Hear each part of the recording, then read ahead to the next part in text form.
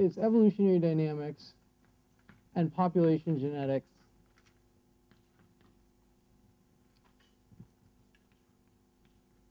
in what I'll call rapidly evolving populations. Okay.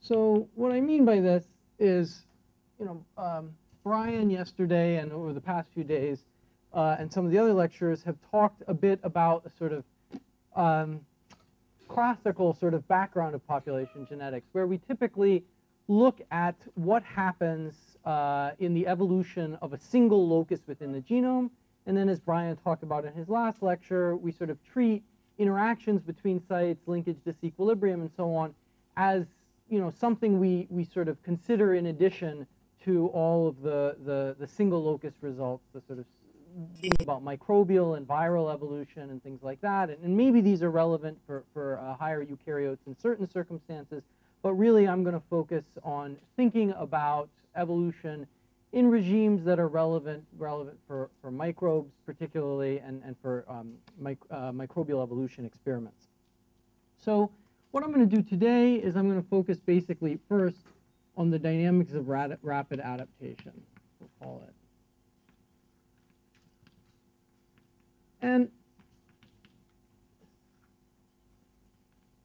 And so the idea here will be to ask, if you were to do an experiment in a microbial population, and if you sort of in some magic way knew all of the things that could happen, what would you expect to actually happen, right? So of all the sort of mutations that these populations could accumulate, which ones will actually be present in some evolving population? So what mutations will fix?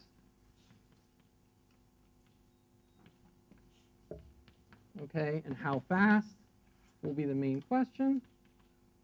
All right, this will probably spill over a little into the second lecture, but then I'll talk more about population genetics, which is like, what is the diversity? What do you expect to see if you sequence a bunch of individuals within these populations?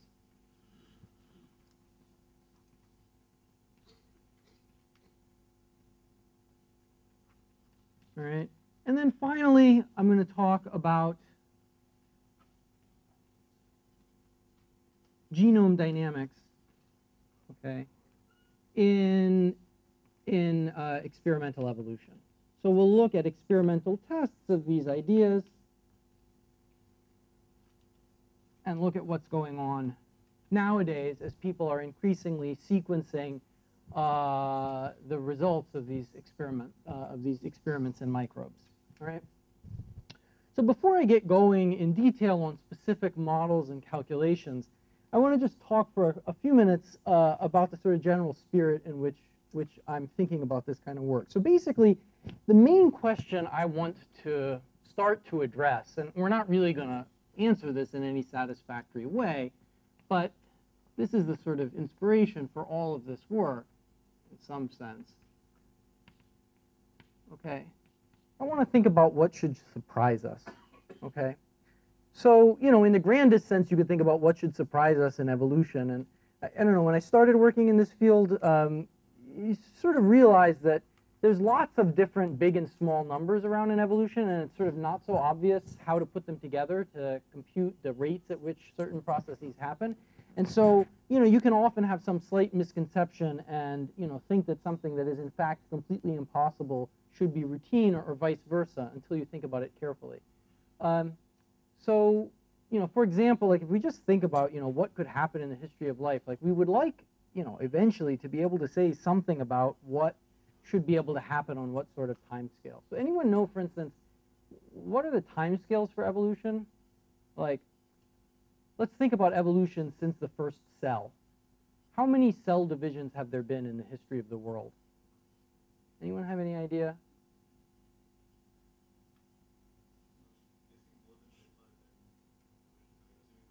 Yeah, there are 10 power 10 divisions in your gut in a day.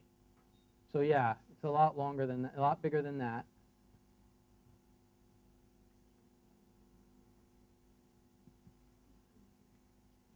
I mean, we don't know the answer to this, right? But I mean, we can get the order of magnitude to within maybe a factor of 2. Probably better than that. Maybe the order of magnitude to within 10 or 20%. Any idea? I think it's just fun to think about this kind of stuff every now and again. 10 to the what? 10 to the 50, that's pretty close. I mean, I think like the best estimates are like 10 to the 46 or something, but 10 to the 50 is entirely plausible, right? So like that's how long you have, okay? So, you know, but if somebody told you that, no, you know, we got it wrong, it was really 10 to the 100, you know, would we immediately realize that we had a problem, right? I mean, clearly there's something really wrong if it was 10 to the 100, right? Because, you know, what we see evolved in 10 to the 45, 10 to the 50, something like that, you know, if it was really 10 to 100, then we should be really shocked that evolution has only done as much as it's done, right? But, okay, or, you know, Deborah is sort of shaking her head. Maybe we shouldn't be shocked. All right, I don't know. But would we have a problem? If so, what would the problem be? I mean, it's sort of quite clear that we wouldn't have, I mean, any sort of basis for realizing this was a problem, right? Which is kind of surprising. All right, but let's go away from some of these kind of grand questions and think about a little bit more concrete things that we can actually measure. So, you know, Rich Lenski's evolution experiments. We've heard some talk about that, right? So that's been about 60,000 generations so far in about 12 lines. For example, one of these lines has evolved at roughly generation 30,000 or something like that, the ability to metabolize citrate, which is traditionally thought to be one of the definitions of E. coli as a species is that it can't metabolize citrate under oxic conditions. And so this is thought to be, you know, or claimed to be, you know, the evolution of a new species, okay, in the laboratory. I mean, you can take that with a grain of salt maybe, but, you know, should we be surprised that this has happened at all? Should we be surprised it hasn't happened 10 times? That's the sort of spirit of the question I want to ask. Now, obviously, even that is a bit too grand, so what I'm going to do is focus now on sort of shorter microevolutionary timescales and think about what ought to be able to happen in an experiment or in a microbial population. Okay, so we're going to focus, right, on really the simplest kind of model that we could look at, right? So the sort of simplest framework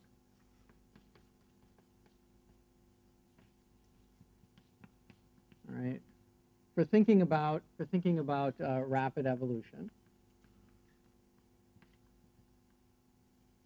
right? In general, we'll have some, you know, set of complicated mutational possibilities in any population. Maybe we'll have some complicated population structure or something too.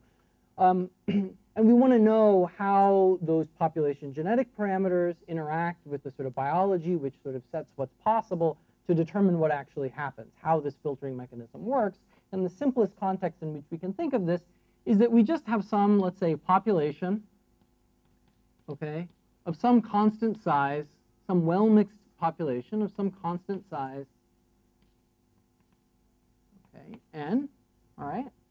And we have some mutation rate, which we'll measure per genome per generation of U, right? And we will imagine some distribution of selection coefficients, okay? Okay. And we will imagine, at least for the moment, and we'll talk about what happens when we relax this, we'll imagine a situation of an asexual microbial population, all right, where there's no recombination whatsoever, okay? And of course, no population is really truly asexual except in some really contrived situations in the lab, but we'll come back to this. All right, so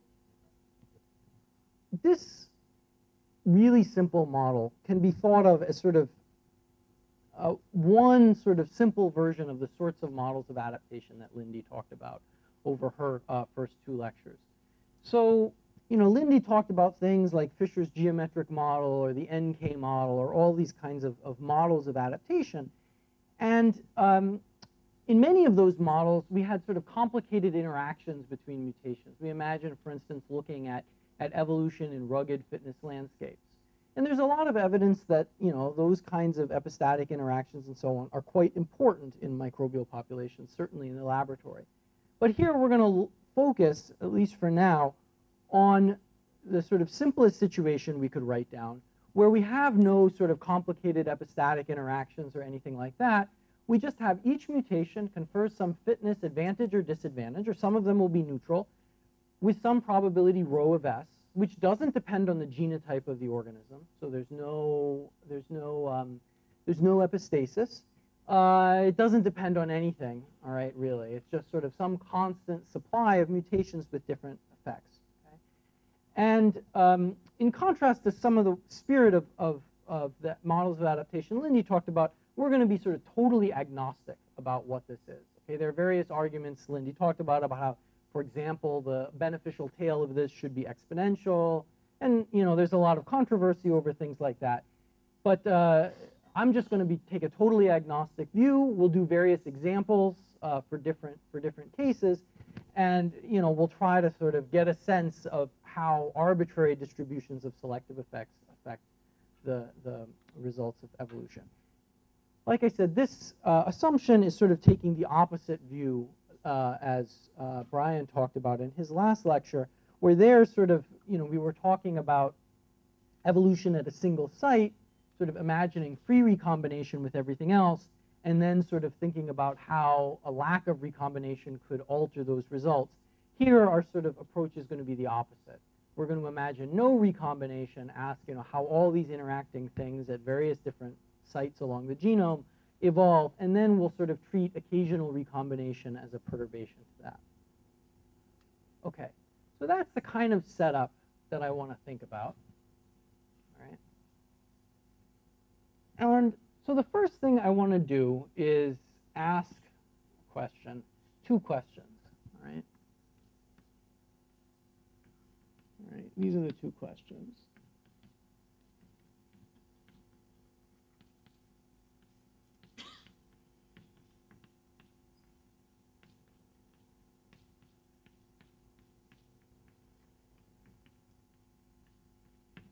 Okay, first of all, how fast will the population either increase or decrease in fitness? Okay, so we're just going to define this quantity, we'll call it V, all right, which is the change with respect to time of the mean fitness of the population, right? And this is the most sort of basic thing you can measure in a microbial evolution experiment. You put some bugs in some test tube or something like that, and you watch them for a while, and you can measure the competitive fitness of the evolved bugs relative to the ancestral bugs. That's a beautiful thing about experimental evolution is you put the things in the freezer, they last indefinitely, so you can take the ancestral bugs out of the freezer, compete them against the evolved bugs, and see, what the differences are. Right? Now, in this sort of simple model, we'll imagine that, right, that where this is fixed, it doesn't sort of change as the experiment goes on. This will, on average, have some constant value, right? Because nothing is changing in the experiment as time goes on. So, on average, this has to sort of be constant over long times. Of course, in reality, that's not going to be the case. But as we'll see, this typically will change relatively slowly compared to the timescales of experiments. So this will be a pretty good approximation. All right. Of course, the population could also decline in fitness. It'll decline in fitness if there are too many deleterious mutations and not enough beneficial ones, and vice versa. Okay, we'll primarily think about situations where populations are adapting for these lectures. Okay, but the same sort of mathematical framework that I'm going to talk about would apply to the opposite case as well. Okay, all right, and the second question.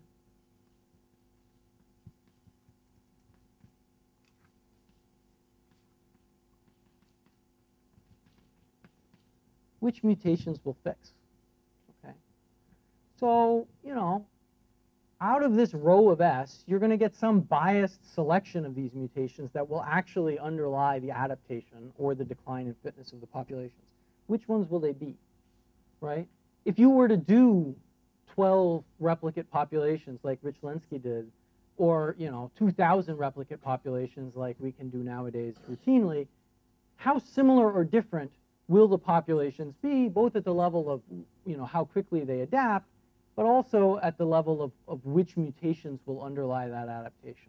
Right? We'll see there's a lot of actual real data on this now, from hundreds of replicate populations evolved starting from an identical genotype in identical conditions. And you see obviously some diversity between them.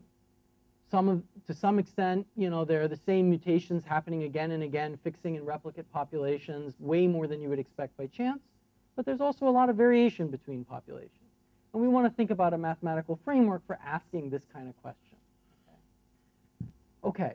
There are all kinds of weird counterintuitive things that come up about this too. For example, let's imagine you have a rapidly adapting population. You increase the population size. Will more or less deleterious mutations fix? Wrong. So the faster the population adapts, the more deleterious mutations will fix, for example. It's a simple sort of counterintuitive conclusion that comes out of these models, right? And the reason is basically because you have lots and lots of hitchhiking, as we'll see. And as the population adapts more and more rapidly, there are more and more strongly beneficial genotypes around. And there's more of a chance for relatively large effect deleterious mutations to happen to hitchhike in some lucky way, right? And so you will see, and this sort of appears to be the case in evolution experiments, the larger populations with higher, that are adapting faster actually also accumulate more deleterious load. Kind of funky. All right, we'll see that in more detail as we go along. All right. So let's get to it.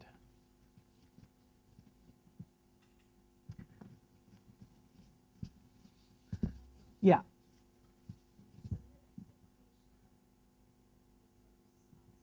Right.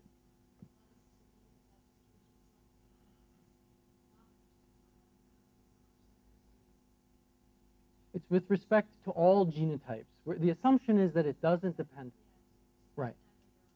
Right. And it's the same on all genetic backgrounds.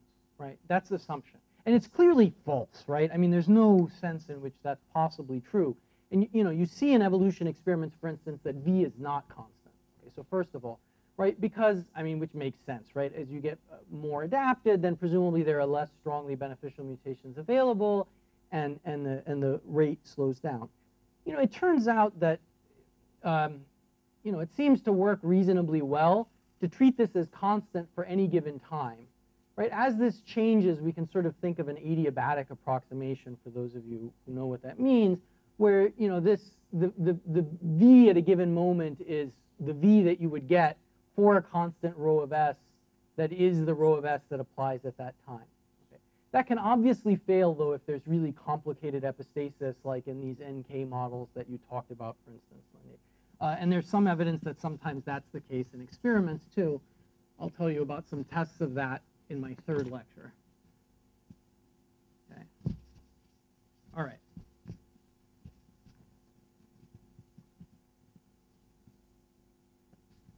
Okay, so we're going to start with sort of simplest sort of subset of even this really simple model. Okay, so we're going to imagine to start with that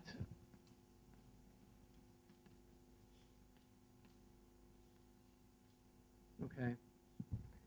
So I'm going to imagine basically that this is a delta function. In other words, there is only one type of mutation. Some beneficial mutation with some fitness effect S0. And in fact, I'm even going to drop that naught because I just won't be able to keep track of the subscript.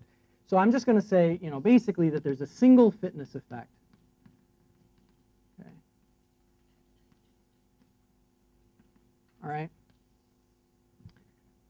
Now, this is obviously false. And obviously, this model doesn't really allow us to ask the second question, because if there's only one selective effect, then all the mutations that fix have that selective effect. That's really not a shock.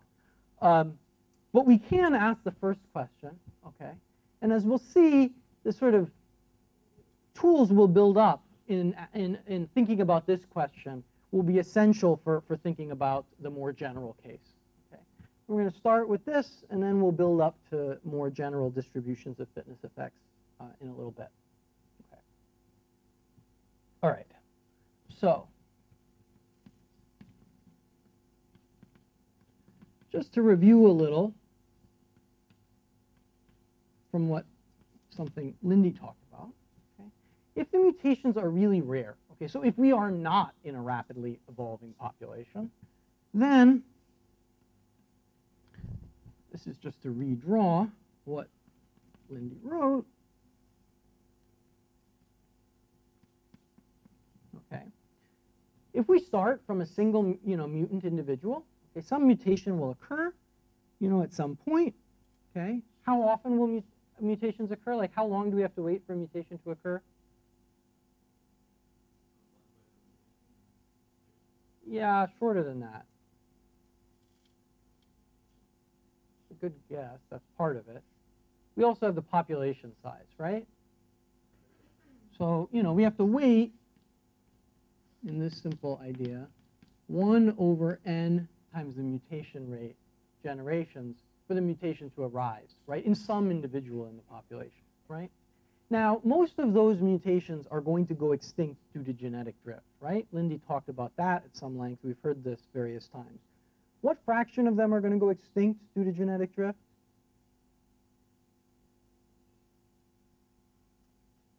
So, we wait, whatever, 1 over nu generations for the mutation to happen. And then most of the time, it's just going to go extinct, right? What's the probability it doesn't go extinct? Right. Good. It's sort of 2s that it doesn't go extinct, 1 minus 2s that it does. Okay. Now,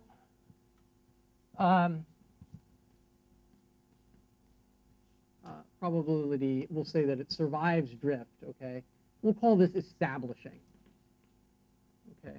I don't know who came up with this terminology, but it goes back a while. So the probability of the mutation, as we say, establishes, survives genetic drift, okay?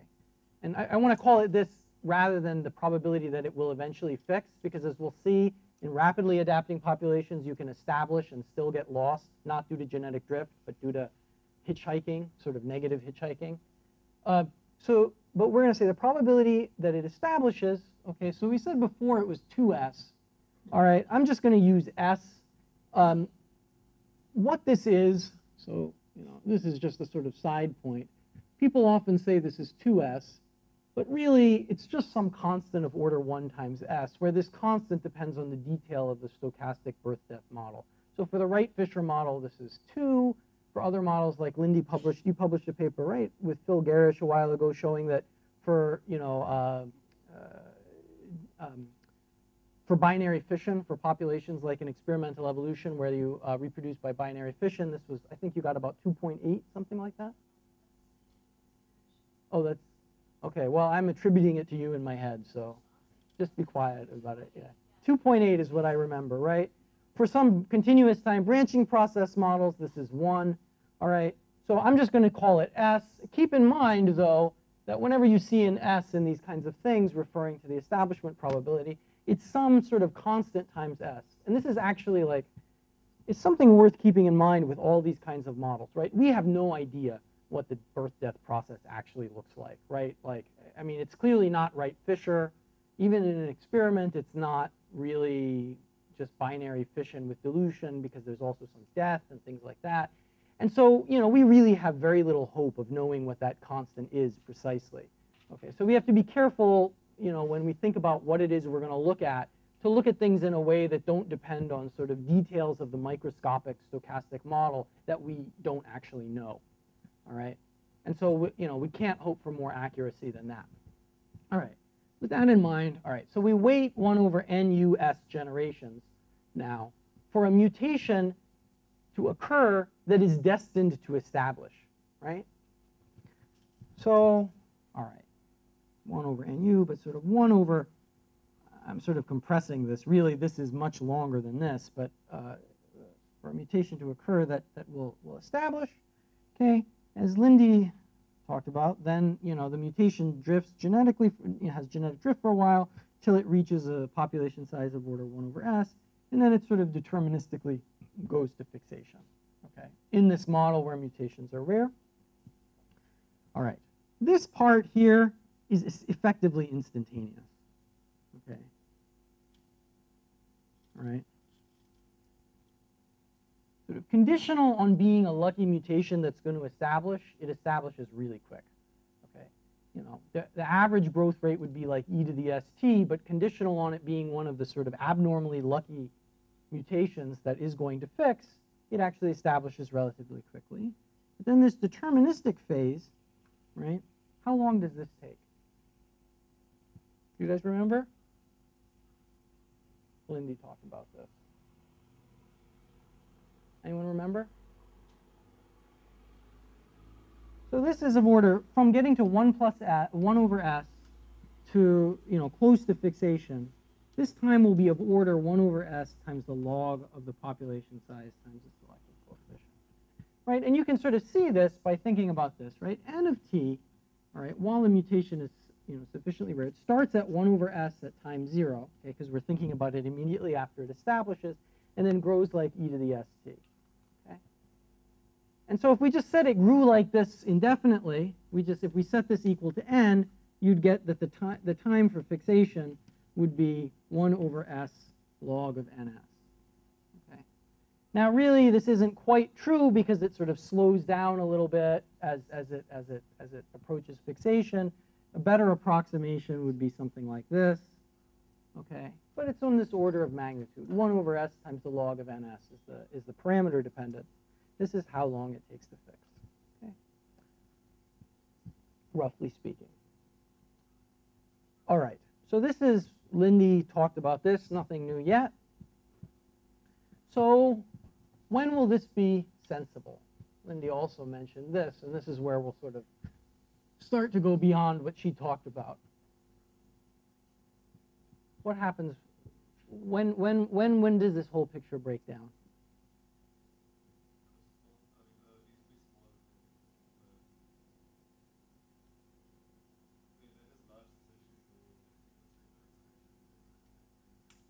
No, if you think about it, I'm assuming there's no frequency dependence. Oh, maybe I'm being a little confusing. What I'm asking is, when does this if mutations are rare picture break down? Okay. Sorry?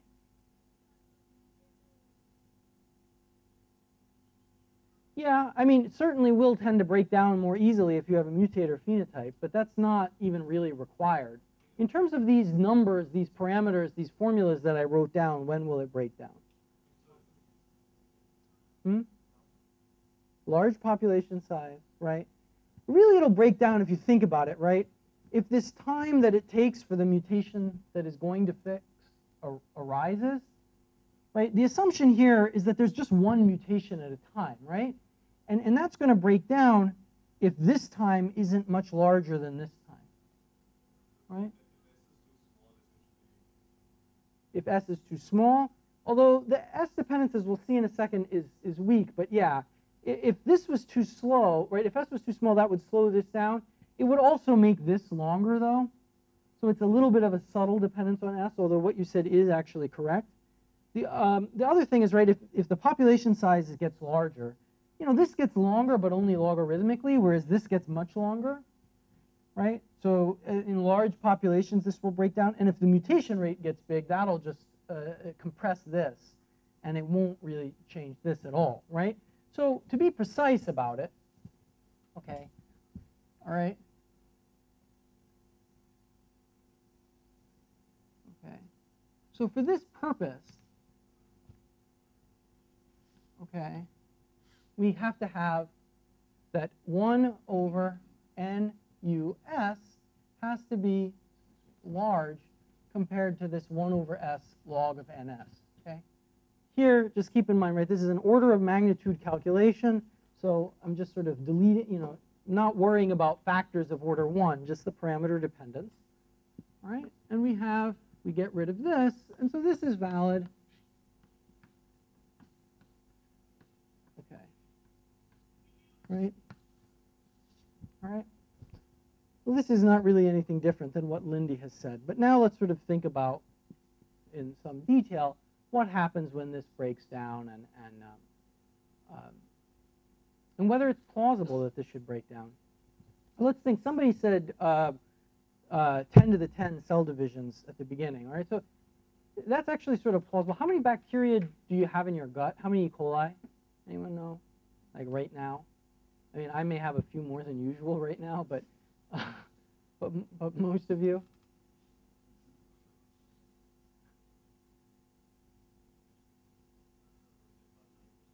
Yeah, 10 to the 8, 10 to the 9, something like that, all right? How many times do they divide in a day?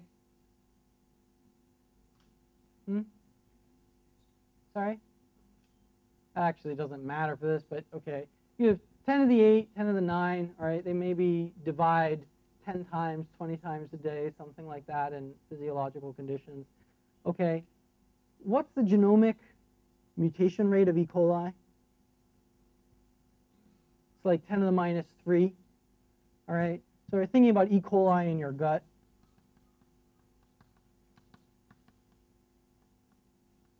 Right? So, you know, n might be 10, let's be conservative, n of 10 to the 8. Genomic mutation rate, what? 10 to the minus 3-ish, right? So, you know, n times u genomic, right, is 10 to the 5, okay? So if you think about it, if you have even a very, very few mutations genome-wide in E. coli that are beneficial, okay, it doesn't even really matter too much how beneficial they are, right? Let's say you have, you know, 1 in 10,000 base pairs, right? In E. coli, there's a beneficial mutation possible in your gut, right? Which there presumably is, right? I mean, the concentration of various metabolites in your gut is changing all the time. There's presumably lots of this stuff going on, right? Then n times the beneficial mutation rate would be 10, all right? 1 over log of n times any reasonable selective coefficient that you want to do, this might be 1/10 or 1/5 or something like that. So this will definitely not hold, right? And really, if you start thinking about any kind of microbial population, you know, I mean, you can certainly think of situations where this would hold, but it's actually kind of hard to come up with lots of scenarios where it would. And certainly in experimental evolution, you know, except in mutation accumulation lines where we deliberately have exceptionally small population sizes, this is just violated, okay, routinely. When I started doing evolution experiments, I sort of had in mind, all right, I want to explore this regime where this fails. And I thought, okay, I really need to think about big populations. And I went and bought really big test tubes and all that. And it was completely silly because, you know, I actually had the opposite problem. It's really difficult to get to regimes where this actually does hold in experimental evolution. All right. So now when this is violated, what's going to happen? All right. So now I'm going to sort of tell you about, in some detail, what happens when this is violated. So, you know, this is clonal interference / multiple mutations, okay? No longer really think of these things as separate things. They're sort of all part of one phenomenon, which is when this is violated and mutations are everywhere, okay? And this is going to be the whole subject of all my lectures, is this kind of regime. That's what I mean when I say rapid evolution. All right, so I'm going to talk about this. I just want to acknowledge a whole bunch of people. I'm not even going to try to write down everybody's name because there's a lot of people. So this is all work that, you know, work on this stuff, you know, was originally recognized by Fisher and Muller, like everything in this field, in the 1930s. This, I mean, they didn't call it this, but they sort of wrote about what would happen in these kinds of situations. Maynard Smith and Pro and Kimura thought about these effects quite a bit, Walter Bodmer and so on, in the late 60s and early 70s, in thinking about the evolution of sex, okay, for reasons that we'll come across as we go along. And there's really been an explosion of work in this area over the past maybe 15 years, started by David Kessler, Herbie Levine, Simmering, a bunch of physicists, and, you know, myself, Kavita, Nick Barton is now working on it. Oscar Halacek, Richard Nair, Boris Schreiman, etc., have done a lot of work in this area. I'm sure I'm missing people there. But basic way I like to visualize this, okay, is now sort of switching gears from thinking about this kind of picture to thinking about the fitness distribution within the population at a given time. Okay. So let's imagine that we start some experiment or something with some population. Everybody is at this fitness here. This is the fraction of the population here, right? This is fitness. I'm just going to arbitrarily call that 0, right? I mean, we're thinking about models, to get back to something that Mike was talking about, I guess, yesterday. We're thinking about models where relative fitness is the only thing we're going to care about, so I'm just going to arbitrarily define this as 0, okay? And mutations are going to start to occur, and they're going to create individuals that have fitness S, right? That's what's going to happen, right? Now, if we were in this regime over here, where mutations were rare, what would happen is that this mutation, maybe it would go extinct, but if it was one of the lucky ones that established, it would sort of go to fixation, okay? Right. And then you would wind up, the population would all have fitness S, all right? We call that a selective sweep. And then you'd wait around a while because mutations are rare, and then eventually some other mutation will occur. Okay. All right.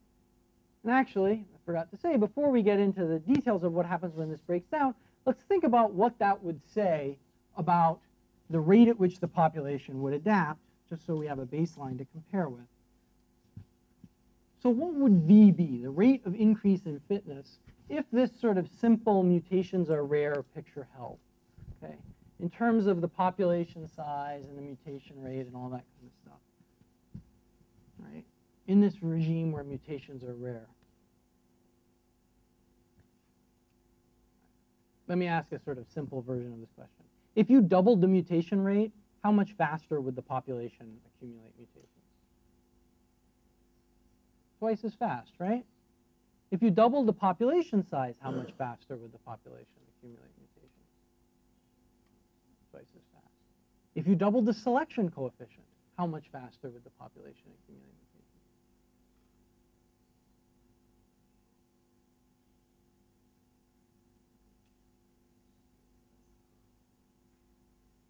Yeah, so this is a little bit trickier, but actually it would be twice as fast also.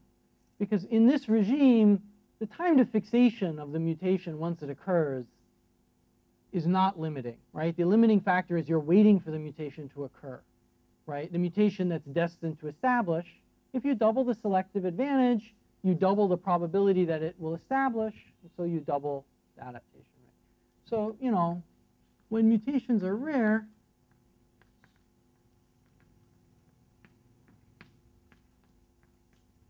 then we have the rate of adaptation, okay? We just quantize it.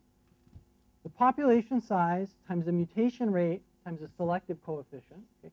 This is actually the rate at which mutations will occur and fix, right? And each mutation confers a selective advantage S. So the rate at which fitness increases will get another factor of S, right? Because each mutation gives you an increase in fitness of S. So you get NU S squared. Okay? All right.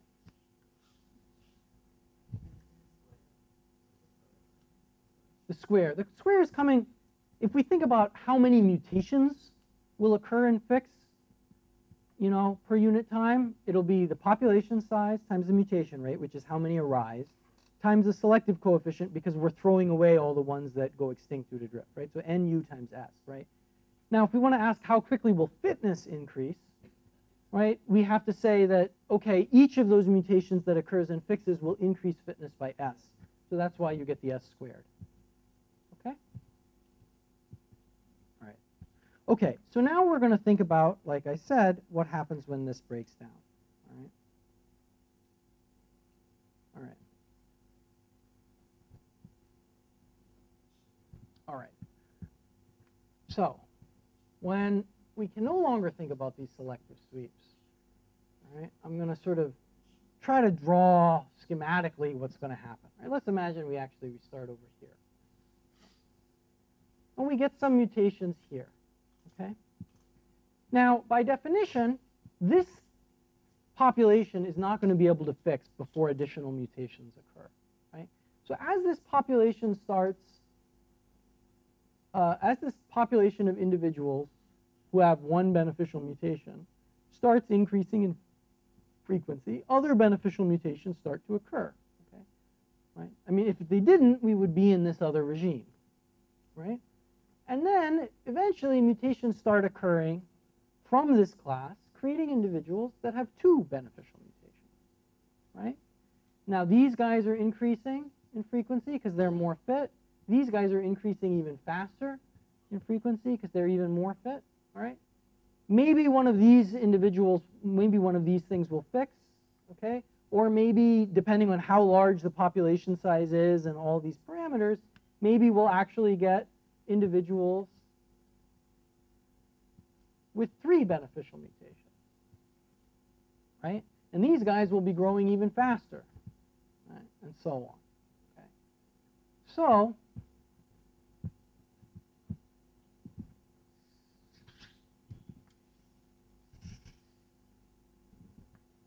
eventually what's going to happen is, as these populations grow, this population is now less fit, right? The original population, the guys that didn't get a mutation yet, so they're going to be declining in fitness, right? Now, if you think about it, what's going to happen is new mutations are creating more fit individuals, okay? And sort of selection is expanding their frequency in the population and killing these guys on this side, right? So if we think about this fitness distribution, it is going to be moving to the right, okay? And it is going to have some, on average, steady state width, okay? You can't sort of get arbitrarily much diversity in the population because selection is constantly killing off the least fit guys, right? So this can't get arbitrarily wide, right? Not surprising if you think about it. It sort of has to maintain some sort of width as it moves towards higher fitness. So we call this a traveling wave, okay? And all of these sorts of models that, has spawned this literature, especially over the past 15 years, are sometimes known as traveling waves models of adaptation. As we'll see, they're not just limited to models of adaptation. They're, when populations are declining in fitness, we'll also have a traveling wave. But what it'll look like eventually, okay? We'll have the distribution, we'll have some shape. I'm just drawing some, schematic of what it might look like. It might be narrower or wider depending on the parameters, but this might be how it looks like. Okay, so these are individuals. We'll call this fitness 0, fitness S, 2S, 3S, 4S, minus S, minus 2S, minus 3S, minus 4S. This is actually a distribution that's quite plausible, actually, this kind of width for a microbial evolution experiment of the type we might do in my lab. But, it could look like various things. Can anyone just sort of tell me intuitively, as I increase the population size, what will happen to this wave? Okay, this steady state. This is a sort of steady state wave now. Okay, so as the population adapts, new mutations are sort of pushing it this way, and selection is sort of pulling this in. And the whole thing is just going to translate to higher fitness, all right? As I increase the population size, what's going to happen? Yeah, it's going to get wider. Very good. Because selection takes longer to kill these individuals when the population size is bigger, right? Because there's more of them to kill, right? And also, right, the mutations can potentially be happening faster. So the distribution will get wider, right? What about if I were to increase the mutation rate? Same thing, right? Also get wider, okay? So for this simple model where we only have one selective coefficient, on average, it'll be symmetric, okay? you know, if we have some distribution of selection coefficients, we have some deleterious mutations and so on, then it can be asymmetric. And typically will skew to the left, actually. But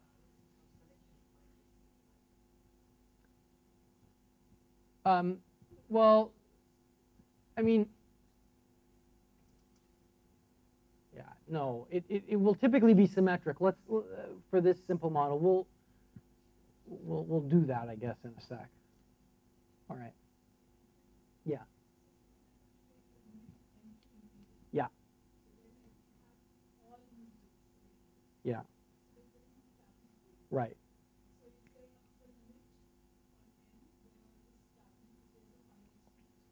The thing is, so the limit as n goes to infinity is kind of pathological. So, you know, for any finite n, you will have a traveling wave. Now, some of the details of what I'm going to tell you about sort of implicitly assume reasonable parameter ranges where n is not 10 to the million, okay?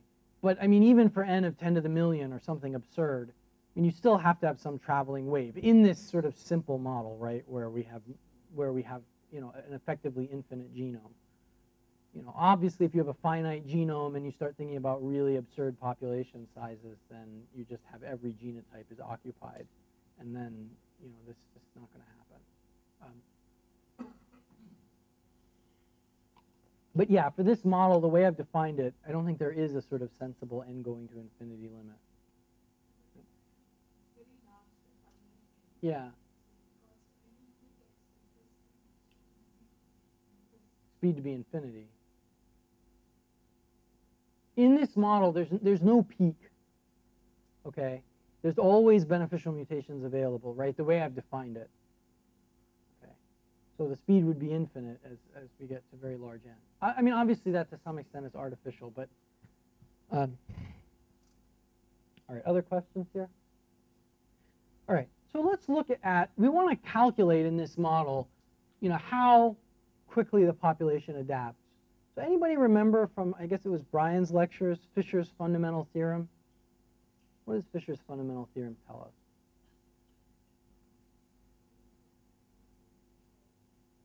Right, very good. The increase in mean fitness, in other words, V, is equal to the variance in fitness.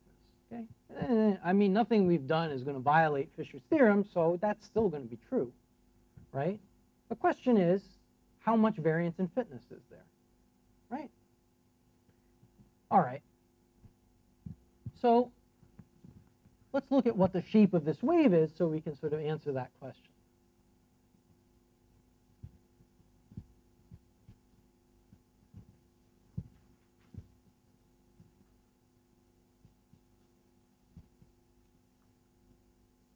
All right.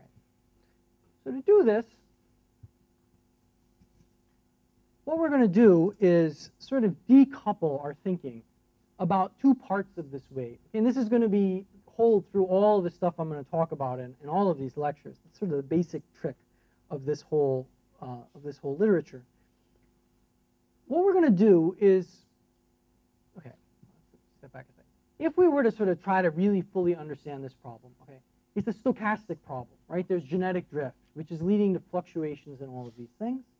And it's also a nonlinear problem, okay? Because, you know, the overall population size is assumed to be conserved, and that implies some sort of coupling between all of these different individuals such that they can't fluctuate up and down in a way that violates the population size constraint, okay? So it's both stochastic and nonlinear, okay? Which means that, like, we really just can't solve it in the in a sort of naive way, all right? What we do instead, all right, is we sort of think about the bulk of the population distribution using deterministic but nonlinear dynamics, okay? So the bulk of this distribution, there's lots of individuals here, okay? And genetic drift is negligible because there's lots of these individuals, okay? So we need to treat the nonlinearities properly, but we can ignore the stochasticity. And then here, among these individuals where there are very few individuals, among these classes of most fit individuals, okay, there are always a very few most fit individuals in the population, kind of by definition. Genetic drift is very important, and we have to consider that, all right? But because they're so rare, we can sort of effectively ignore the nonlinearities. And that's the basic mathematical trick. We treat these and these separately, and then we couple them up together in some, hopefully clever way. These guys are also fluctuating, but because they're less fit, we really don't care about them. They're going to die out sooner or later anyway. So we're going to couple sort of the nonlinear deterministic description of the bulk with linear but stochastic description of the front. And we do that, yeah.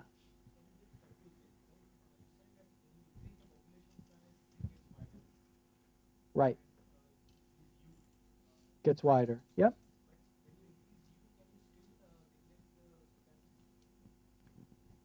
So if you increase it far enough, then you can't. Okay. And if you increase it far enough, then you can make the whole damn distribution fluctuate. There are aspects of that we don't yet fully understand, although various people are working on it. So yes, you can get to those situations. Mm-hmm. No, they're not the same. Okay. And we'll already see that even in this simple calculation I'm about to do. Mm-hmm.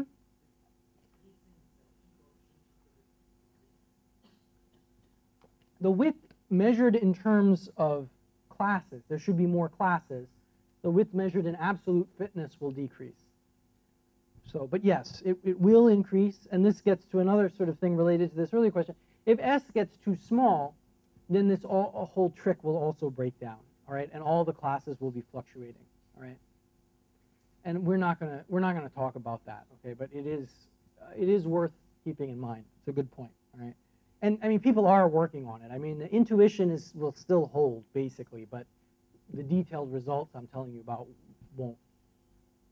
But let's just think now a little bit quantitatively. We'll just do a really simple version of this kind of calculation. Okay, it's the calculation I'm about to tell you is going to sort of capture the spirit of how we think about this, but like the details are way more complicated, and we're not going to get into. We're not really going to do it quite properly. And if you're interested, I can sort of point you to references where it is done properly. But this will hopefully give you the intuition for what's going on. All right. All right. So what we do typically when we couple these two pieces, we take some parameter which sort of describes how these two pieces are related to one another. We could take like the variance in fitness or the speed as the parameter, okay, and for some cases, which I'll come to in a bit, that's what we want to do. But for now, I'm gonna define this. I call this Q, all right? So Daniel Fisher and I introduced this, I don't know, 7 or 8 years ago now, where we call this the lead of the distribution. Okay, it's kind of how far ahead these guys are, how big a lead they have in the race to higher fitness. Okay, but it's not the same as the variance. It's sort of, in an absolute sense, how much more fit is the most fit individual in the population than the average individual. Okay, Q. Actually, I'm going to call this QS. All right, so Q is the number of mutations more that the most fit has than the mean. And we're just going to take this for the moment, okay, as just a given. We're going to assume we know it even though we don't, okay? And then we're going to use this, we're going to tune this to get this match between these two parts of the distribution, right? Maybe it's easier if I just do it. It's sort of confusing until you see it. All right, let's start here at the front, okay? All right. These individuals, okay, when they were created by mutations from here, okay, they were 4S more fit than the mean. Okay, so they're going to grow. Okay, and now more generally, I'm just going to call that QS more fit than the mean. Right. So it's sort of as if they have a selective advantage of QS, not of S. Right, because what matters is your relative fitness relative to the mean, not individual mutational effects. Right, they have Q mutations relative to the mean, so they get the benefit of all that. So just like in the old case, it grew like 1 over S e to the st, here, these populations at the front, okay, as a function of time, will grow like this.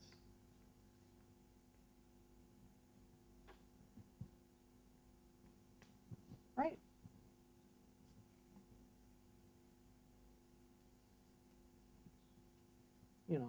once a mutation occurs and establishes, it'll grow like that, all right? So these population, I'm just going to sort of take, all right, we're going to consider the mutations in a minute. This is growing like this. It's growing exponentially at rate QST, right?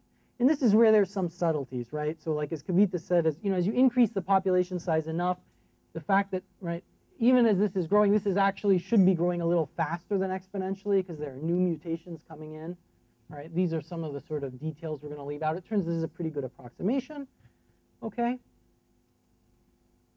All right, so it grows like 1 over like this. Okay, and then we ask, how long does it take for the next group of individuals that have one more fitness? How long do they take? All right. So, well, you're creating these mutations, okay, at this rate, okay, all right. There's a probability QS that they will establish, okay. Okay, why is it QS and not Q plus 1S? All right, I mean, this is like little subtleties of the details.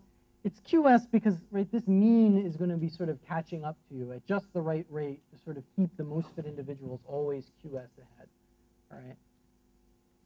Another way to put it is there's not much difference between Q and Q plus 1 in this regime, because Q will be several. So we have this. This is the rate at which, at time t, new mutations are occurring to create that next class that are destined to actually survive genetic drift and establish. So we want to ask how long it takes. Well, we just add these up, all right? Right? And set it equal to 1. This is when we'll get the first mutation that's going to establish and founds this next class. When this sort of total integrated number of mutations through time has equals 1, right? This is kind of crude, but it's sort of roughly right. So then we just plug this in. Okay, so I get U e to the QST integrated from 0 to tau equals 1, right? And this is this sort of standard exponential integral. So I get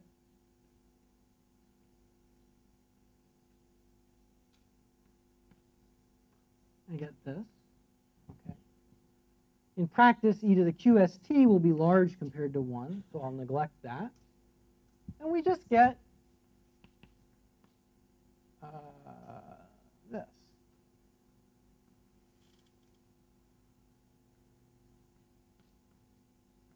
Okay. That's how long it takes. We call that the establishment time at the front. Okay? All right. Now, if this wave is going to stay constant, what has to happen is every time you get a new establishment at the front, the mean has to, on average, move up 1, right? And then you get another establishment, and the mean moves up again, and so on. So what's going to happen is every tau generations, the mean is going to click up 1, right? And so this guy was, for instance, originally growing like e to the QST. After tau generations, the mean has caught up by 1, right? And so now it'll be growing at e to the q minus 1 st, right? And then after another tau generations, the mean will have caught up another, and it'll be growing like q minus 2 tau t. So basically, after this guy establishes, once it's no longer at the front, right? Started establishing at this, right? Grew like that, right? It just grows like this, right? Right? Eventually, when it gets less fit than the mean, right? When, this number is greater than this number, that's when it starts to decline, right? That's this part starts to decline, all right? Okay. For those of you who get into this kind of stuff, if you think about this as approximately a Gaussian distribution, approximately a normal distribution here, and it is symmetric, at least approximately, to get back to the question. Right? All of that is an aside from this point of view. What I want to mention now, what we get is we want to ask, now we want to figure out sort of what this Q is. Okay?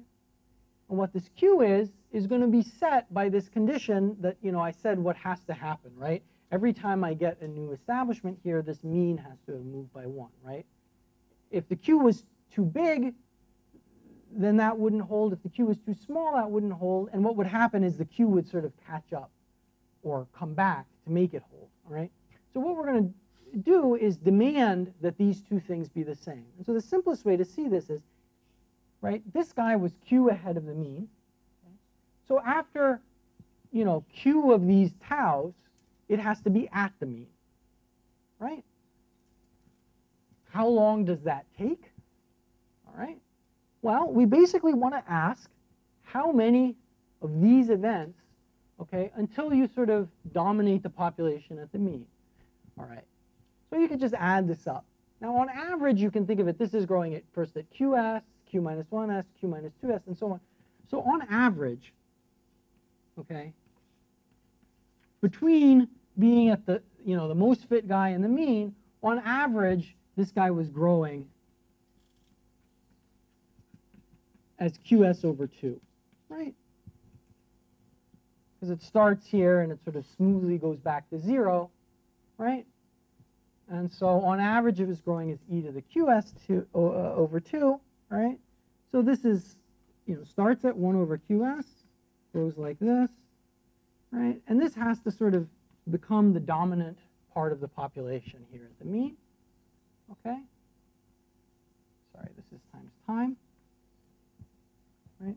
So this will reach the mean after a time of about equal to NQ, 2 over QS natural log of NQS,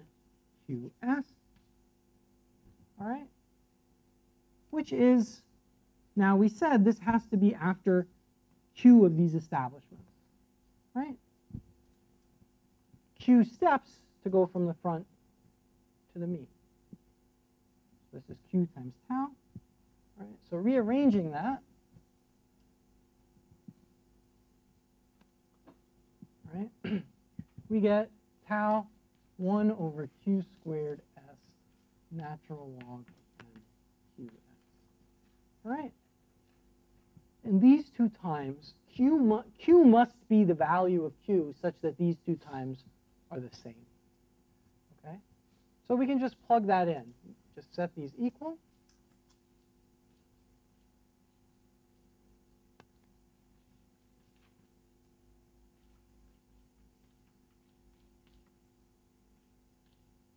Okay? We do some canceling here. Okay? And you get Q equals, oh, I dropped a factor of 2, didn't I? That should be a 2 there, right? Yes, drop my factor of 2, sorry. 2 here, this gives me a 2 log of NQS, okay, log QS over U. Okay. Great.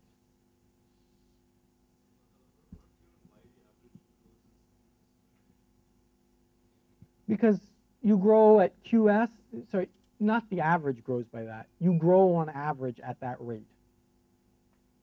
Because you start by growing at QS, then Q minus 1S, then Q minus 2S, all the way down to 0. And you spend equal time in each phase, so it's just that. Right? All right, never fear. For those of you guys whose eyes are starting to glaze over at all this math, this is the most complicated calculation I think we're going to do in all the lectures, and we're almost done, all right? I think it's important to get a sort of sense of where, you know, intuitively these kinds of things come from, all right? Because then we're going to sort of try to give a more intuitive description of these things in more complicated scenarios. All right, so we get this for Q, all right? Now this is an implicit equation for Q, right? There's Q on both sides, all right? Anyone, those of you with a sort of math-ish background, how can I sort of approximately solve this equation? Anyone?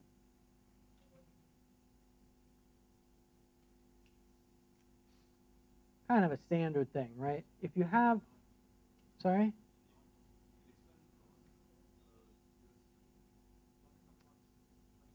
I mean, I could do that. The simpler thing to do is just say, right, Q depends logarithmically on all these parameters, right? So Q is going to be not too big, right? It's going to be a few, right? whereas ns and s over u can be quite large, right?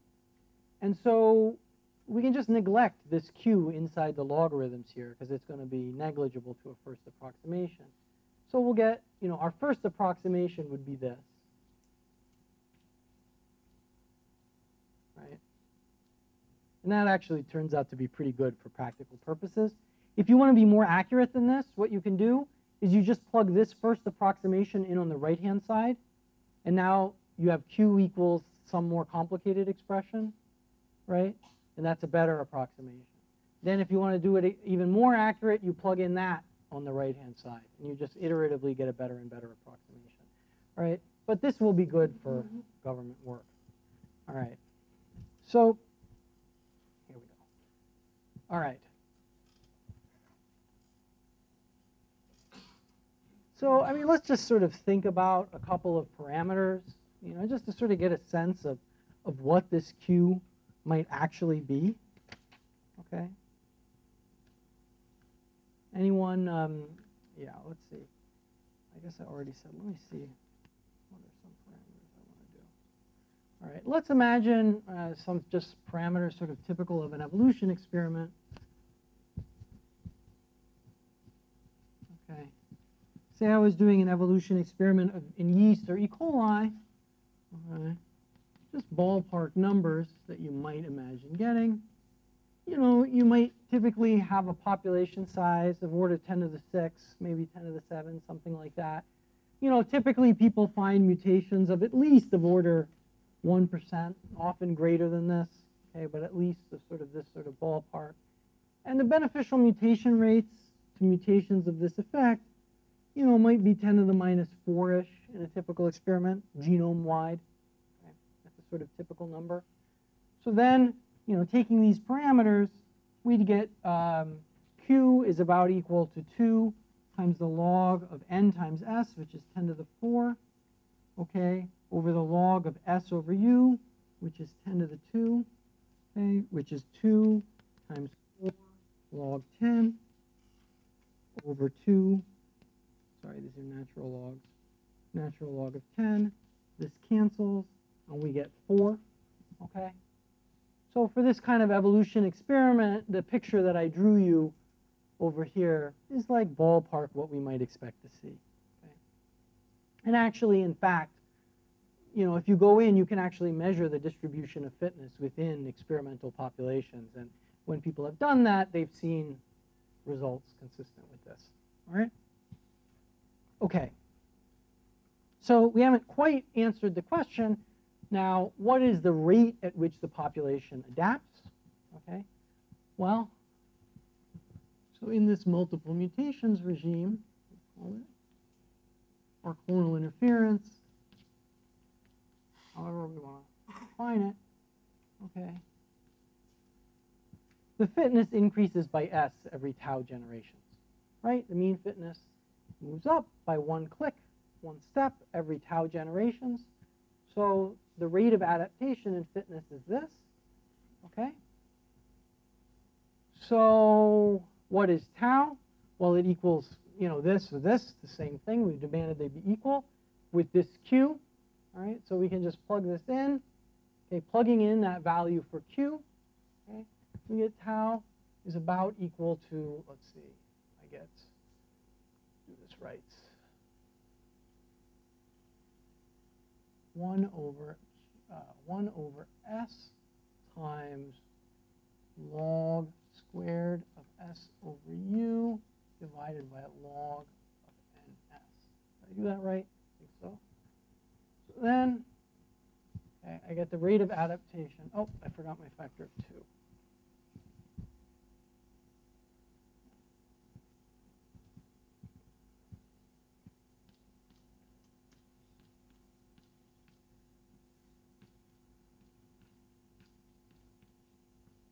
Okay, that's what I get. Okay, this is a sort of rough approximation. We've made approximations for Q and all these other things, but this is sort of roughly, turns out to be roughly right.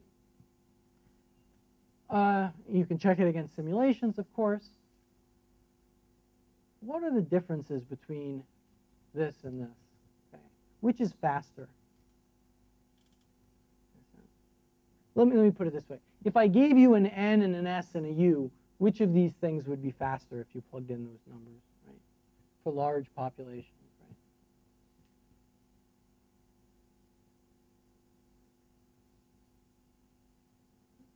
You think about it, this is much, much faster than this, right? If you double the population size here, how much does the velocity increase? Logarithmically, right? If you double the mutation rate, it does speed up, but not by much, right? So this has been referred to by many people. I guess Garish and Lenski were, was it Garish and Lenski that were first to call it this? Let's call it a speed limit on adaptation. Okay. So it's not really a strict speed limit. I mean, if you crank n up high enough, adaptation will get faster and faster. But, the rate of increase will get slower and slower. And so, it doesn't really buy you that much to go to a larger population size or have a higher mutation rate. The way to put this, all right, if we look at the rate of adaptation as a function of n, this would be, if there were no interference, right? If somehow we could magically will these things away, and this is, increase this slowly. Okay. This is with interference. Okay.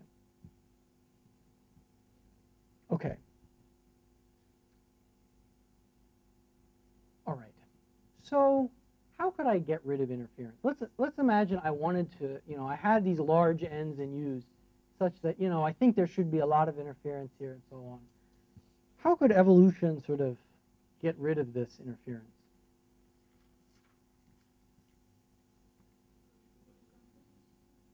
Right, very good. If you recombine enough, right, then you can sort of avoid all these problems, right? And each mutation just fixes on its own, and that takes you back to here, right? So this is potentially a big advantage of recombination, okay? If a population is sort of in this rapid adaptation regime, recombination would make it adapt faster, okay? And that is, one potential explanation for why recombination would be favored in an evolutionary sense, okay?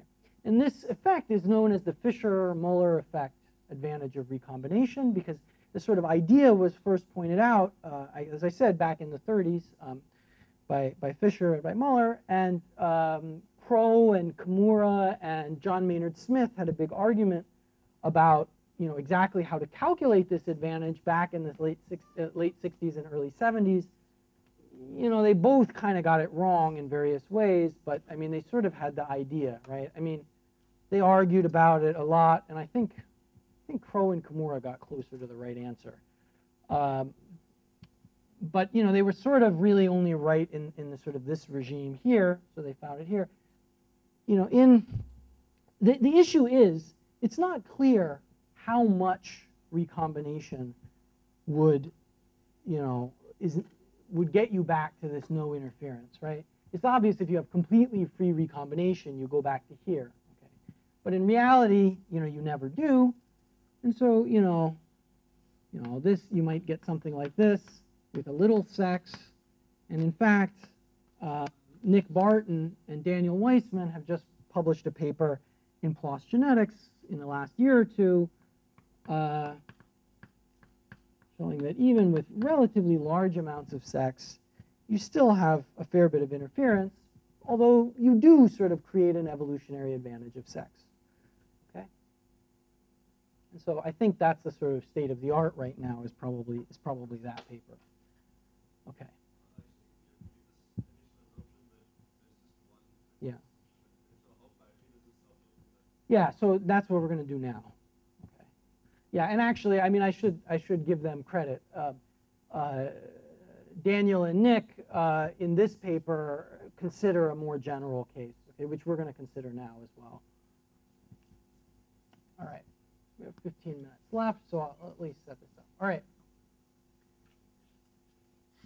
So this has given you the basic idea of like the traveling wave, why it exists, what sort of sets its width, and how this effect can have a big, how this interference can have a big effect on adaptation. But as we've said, this model is even more simplistic than we would like, because we can't possibly ask which mutations are going to fix out of some distribution of fitness effects if we assume there's no distribution of fitness effects. So we really want to think about a more general case, okay, where we have some arbitrary row of S. Okay? All right. So what's going to change if I have an arbitrary row of S? Okay, so first of all, this whole picture that I drew.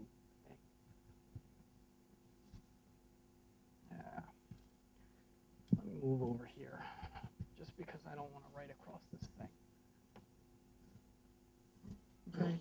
I drew this picture of these discrete fitness classes, right? Some individuals had fitness 0S, 2S, 3S, and so on, right? Now that doesn't really make sense anymore, because each mutation that you get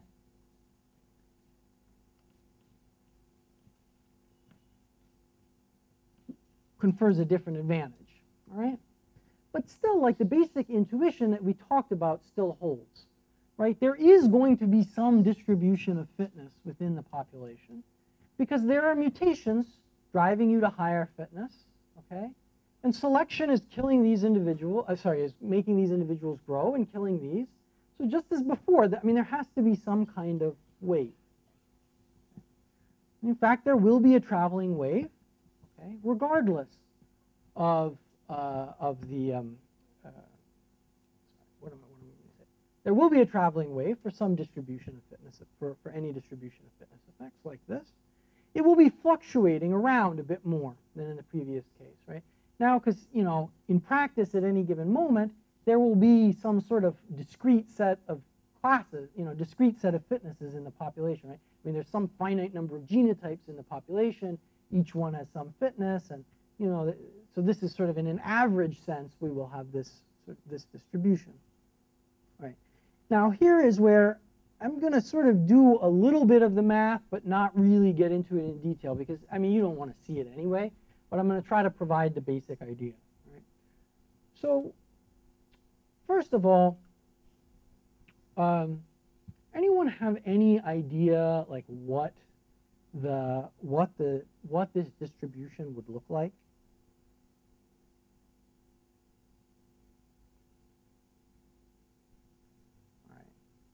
All right. Okay, that's fine. All right. I'm going to just write down the sort of basic equation. If you don't understand this, it's sort of complicated, and don't worry, what I'm going to do is not really going to depend on it. But for those of you that like this kind of thing, I just want to write it down sort of for completeness. All right. Okay. The number of individuals, okay, I'm going to call this fitness capital X for the moment. The number of individuals with some fitness capital X at some time t is changing according to time. And this is basically a definition of our model. Okay, this is the first term. Actually, I'm just going to write it down, and then I'll explain.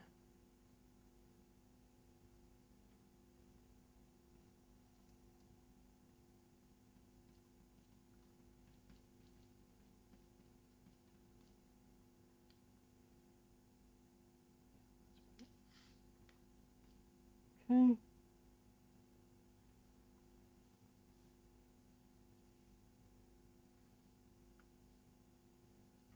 Okay. All right.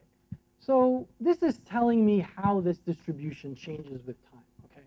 What it's saying is, this part is selection. If your fitness is greater than the mean, then you will grow, exponentially at a rate that equals how much more fit you are than the mean. If you're less fit than the mean, then you will shrink. This term will be negative, and you'll shrink. Okay. This is mutation rate. Mutations increase the frequency of individuals that have fitness X according to the probability there was an individual with fitness X minus S, and you got a mutation of that effect, right? And then these are, well, mutations from fitness class X, okay, go out. And then this is genetic drift, okay? This is just a random noise term, all right? This is a white noise term here, and the strength of genetic drift is proportional to the square root of the number of individuals. This is called sometimes like it's called a Langevin equation. It's just a stochastic differential equation. It's equivalent to the diffusion approximation, basically, that Lindy mentioned. Okay. I don't want to go into how to solve it or any of the details. Okay.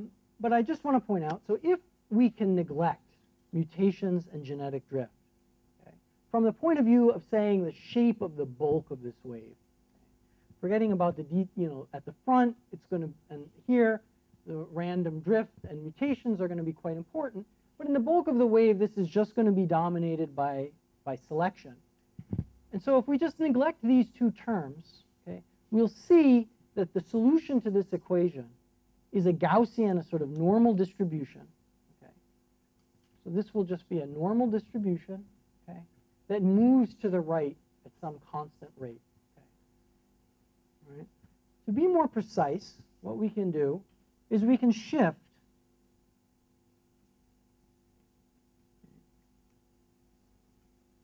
this whole distribution is going to just move to the right at some constant rate v.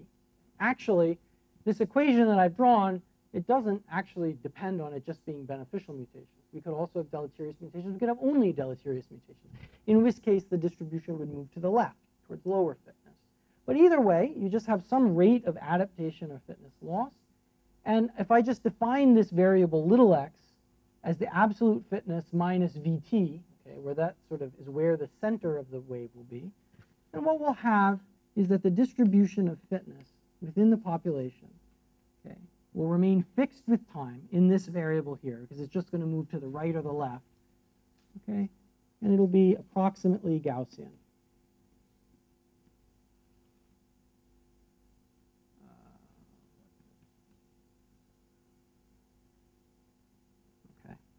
Like this. And actually, I'm just going to write this here. But because of Fisher's fundamental theorem, V equals the rate of adaptation or loss equals the standard, the variance in fitness. Fisher's fundamental theorem. Although, we should actually keep in mind, it's not quite true.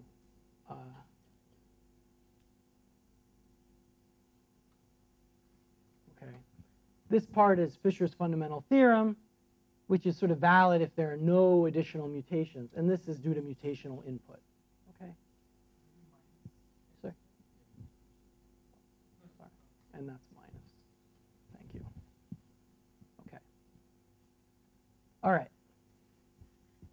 So we have that distribution of fitnesses. All right? All right. Now, we are not going to go into then all of the details of this. I guess I'm going to do a little bit more detail tomorrow. I only have a few minutes left. But let me just sort of, in the remaining couple of minutes, give you a sense of sort of the picture of how we're going to sort of address this more complicated situation. And then we'll start again with this picture tomorrow. Okay. What we're going to do, we have some traveling wave. I've argued to you that it's Gaussian. Probably you're not convinced, I mean, unless you already knew it, but I'm telling you it is. All right? So this is our fitness distribution, okay, within the population. Right? It's moving to the right or left at some rate v. So imagine we are adapting, so it's moving to the right at rate v, okay, which is this v being equal to the variance in fitness.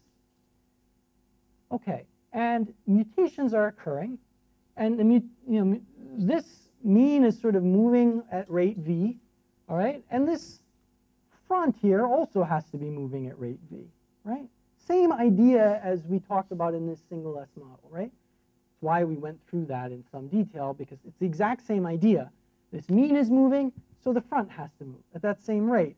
And this v, the sigma squared, which equals the v, will be the sigma squared or v that sort of ensures that this mean is moving at the same speed as the front, right? If you imagine you started with a distribution that was too fat, let's say, then initially the v would equal that too fat sigma squared. It would be too big.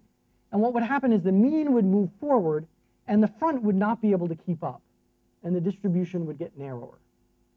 On the other hand, if you started from a state where the sigma squared is too low, which you usually do in an experiment, right, because you start with a clone often. So if you started here, then the v is too small. The mean will not move fast enough, and the front will sort of start running out ahead, and that will increase the variance in fitness over time. So, you'll stabilize at this steady state. How do we think about the movement of the front? Here, we have to balance a couple of effects. Okay? There are a lot of individuals back here relative to the individuals here. Okay? So, there's a lot of mutations occurring in individuals, let's say, here. Let me draw a couple colors, actually. There's a lot of mutations happening in individuals back here, just because there are more individuals back here in which mutations can occur than there are occurring in mutations in individuals over here, just because there's so many fewer individuals, right? But on the other hand, most of these mutations aren't really going to go very far, right? It's only the very rare, lucky, large effect beneficial mutation that's going to get out in front here, if it occurs in one of these individuals. Okay. On the other hand, if a mutation occurs in this individual, even a relatively small effect mutation will send you out in the front. Okay? So there's going to be a kind of a balance between, what size effect mutations dominate the dynamics, right? On the one hand, the dynamics is not dominated by really small effect mutations that happen in this very rare class of individuals, right? The big effect mutations just don't happen here, because big effect mutations will assume to be rare relative to small effect mutations. And this then would be at a rate that's rare squared, right? There are not very many individuals. It's really unlikely you get any mutations at all. And probably you also get really rare mutations in these individuals is even less likely, right? So most of the mutations that happen here, there won't be very many of them. And those that there are will tend to be smaller effect. Versus there'll be lots of mutations that occur back here just because there are more individuals. And a few of them will happen to be big effect, and they'll jump out here, right? So the balance between which mutations are going to fix is sort of going to be dependent on this interplay between average-ish mutations that occur on exceptionally lucky backgrounds versus exceptionally lucky versus exceptionally lucky large effect mutations that happen to occur on average-ish backgrounds, right? It's kind of like you have to get lucky somehow to get out here. And you can either get lucky by being some really big effect rare mutation, or you can get lucky by happening on some really rare high fitness background. And it's the balance between those two that's going to that's going to determine which mutations fix, right? And that's going to determine, you can occasionally even get deleterious mutations that occur out here, and then they get beneficial mutations in the future and get out front if they're not too bad and they don't push you back too far, right? And so, to the extent that things are dominated by mutations happening over here, that's how we are getting, the fixation of, relatively small effect common mutations or even deleterious mutations. And to the extent that things are coming from here, this is like the best mutations that you can get. There's probably relatively few of them, and the evolution will tend to be, fairly repeatable in that case from population to population. All right, so we will pick up there tomorrow. Yeah.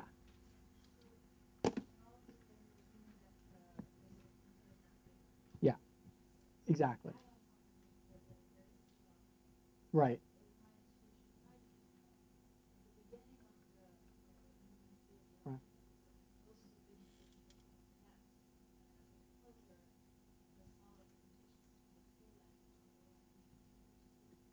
Yeah, I mean, it's a little more subtle than that, though, because let's imagine you do have some optimum, and you start a little ways away, and then as you evolve, you get closer to it. What's going to happen is as you get closer, right, this is going to shift in such a way there are less beneficial mutations, more deleterious mutations. The beneficial mutation rate is going to get smaller. And that is going to make this distribution narrower. Okay? If you think about it, a narrower distribution is one in which the size of the mutation you get is most important, right? I mean, if you just had one fitness effect here, then it's really the biggest mutations that are going to dominate. So it's sort of a balance between these things. As you get closer to the peak, there are presumably not as many large effect mutations to get. On the other hand, the distribution is narrower, so your sort of selection for picking out the best things becomes a little more pronounced, right? So it's not sort of obvious. But that is sort of actually like how we address this, right? So we imagine there is some rho of S and U at any given moment. There's some fitness distribution. And then as you evolve, like the shape of this distribution changes kind of slowly. And so it just gets sort of slowly narrower as you approach a fitness peak. And we can basically use all these results even in that case, just keeping in mind that this V is now changing with time to stay consistent with how the rho of S is at that moment. It doesn't have to work, right? I mean, if rho of S changes too fast, then that won't work. But often might work.